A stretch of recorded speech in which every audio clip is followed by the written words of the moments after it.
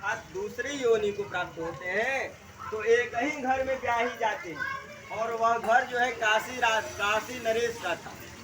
राजा थे काशी नरेश, और बड़ी बहन सियारिन हुई और छोटी बहन चिल्ली हुई। वह तो व्रत की थी, उसको पूर्व जन्म का और स्मरण था, तो उसने जो है उसी प्रकार से व्रत किए। सियारिन के जो भी पुत्र पैदा होते वह पैदा होते ही मृत्यु हो जाते, यमराज के घर चले जाते, मर जाते। और जो चिल्ली के जो उसके मंत्री की पत्नी थी चिल्ली, उसको 8 पुत्र हुए, एक दो नहीं, पूरे 8 पुत्र हुए और 8 सुंदर हुए, सौभाग्य हुए और यशस्वी हुए।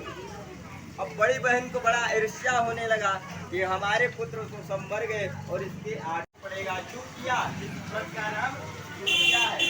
इस तिथि को सभी स्त्रियों को पुत्रिका कुत्ता की बना करके दुर्गा का प्रतिमा बना करके उनकी पूजन करनी चाहिए। जो स्त्री अपने वंश को बढ़ाना चाहती है वह स्त्री अवश्य ही व्रत को करे, उसके अखंड सौभाग्य की प्राप्ति होगी, इसमें कोई संदेह नहीं है। सप्तमी से रहित जो स्थिति है उसमें उपवास करना चाहिए। तदनंतर सूर्य नारायण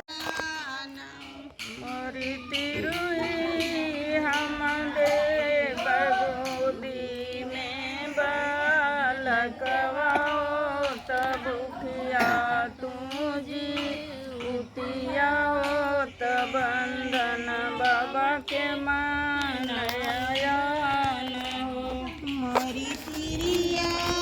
तुरंत कह के सोई। तब भगवान जी उसके सपने में आए, बोले कि ऐसा है तुम्हारे व्रत से हम बहुत प्रसन्न हैं, तुम कुछ मांगो। तो बोली प्रभु क्या मांगे? बोले कुछ मांगो।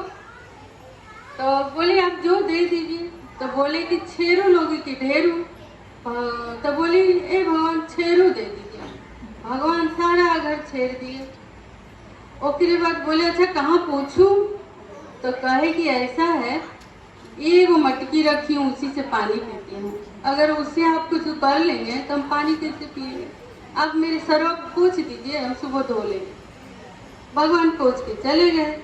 अब ये सुबह उठी न घर तो वह कह के चले गए हैं, हम तो देखो नहीं किए। जब घर आ रही घर पूरा सोना चांदी से भर गया है, उनका दिन बदल गया।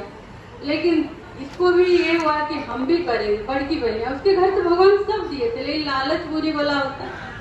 उसको लालच था, वो बोले कि ऐसा है वो व्रत की।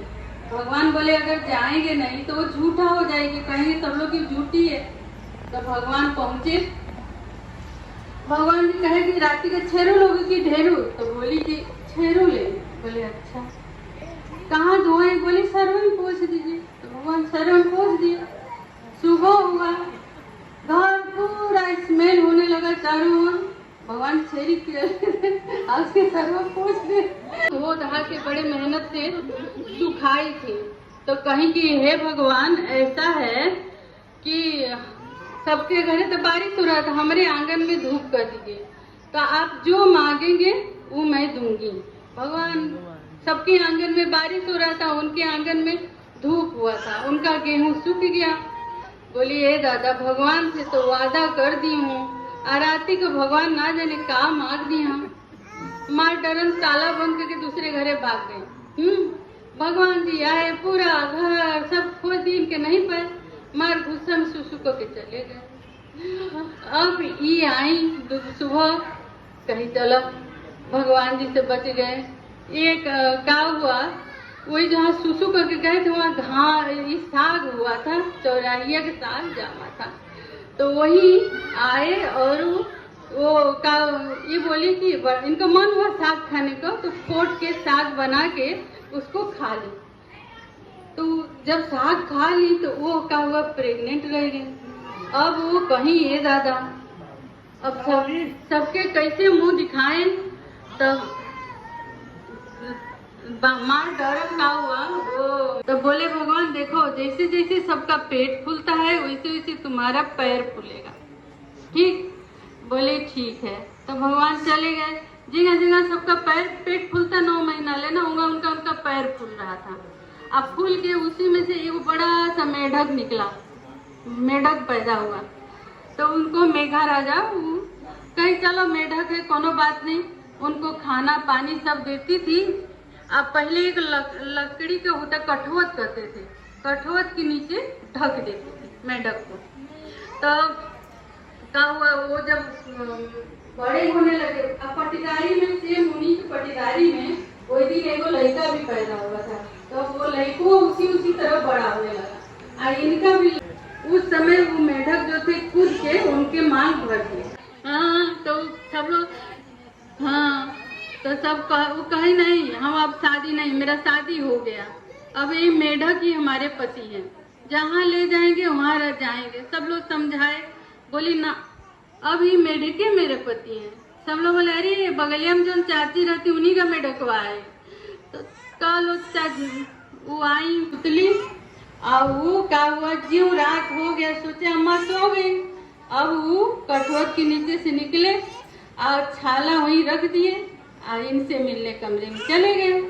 और वो तो बहटिया सोई थी कि ज्यों अंदर घुसे त्यों उठी और उठाई जो ढकी थी जिससे कठोत, तो कठोत उठाई तो देखी छाला है।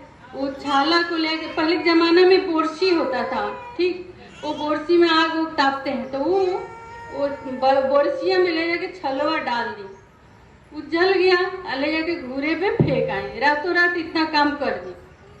सुबह जब वो आए तो लगे छलवा खोजने, कहाँ गया।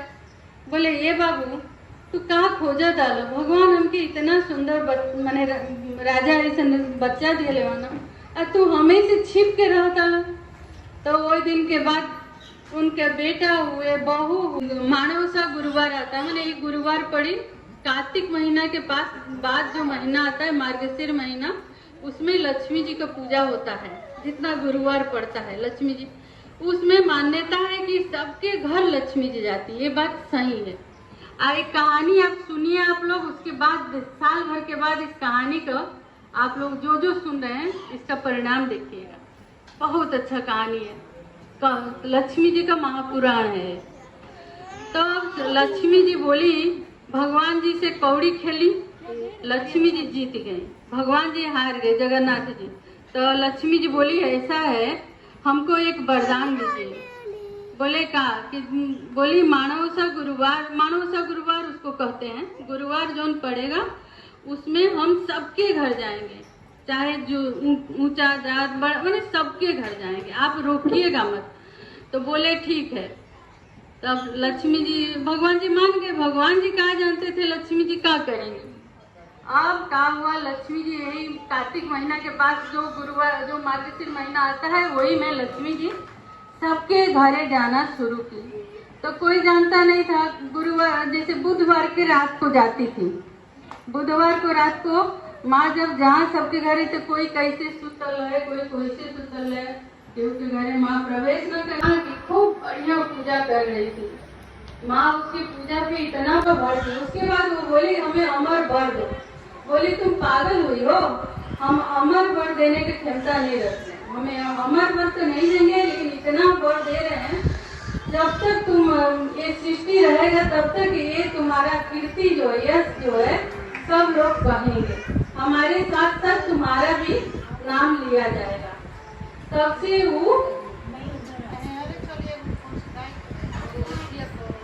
वो क्या हुआ बहुत मैंने। तो उसके बाद सुनिएगा, उसके बाद जगन्नाथ जी बलिराम जी बोले जगन्नाथ बहुत अच्छा है, तनी हुकारी पढ़ने से बलिराम जी बोले कि देखो तुम्हारी बीवी जो है ना एकदम सबके मैंने हम तुम्हारी बीवी का छुआ खाएंगे नहीं। बोले क्यों? बोले कि वो सबके घर में चली गई है, पहले के जमाने में जात पात बहुत माना जाता था, अब वो चली गई है छोटे जाति के यहाँ, अब हम उसका छुआ हम खाना नहीं खाएंगे। जगन्नाथ जी बोले अरे भाई लक्ष्मी जी अगर चल जाएंगी ना तब तुम जान नहीं रहे हो कि लक्ष्मी जी का महिमा क्या है। तो बलिराम जी बोले तो एक बार, तो बोले अरे भाई नहीं मान रहे हो तो ठीक है।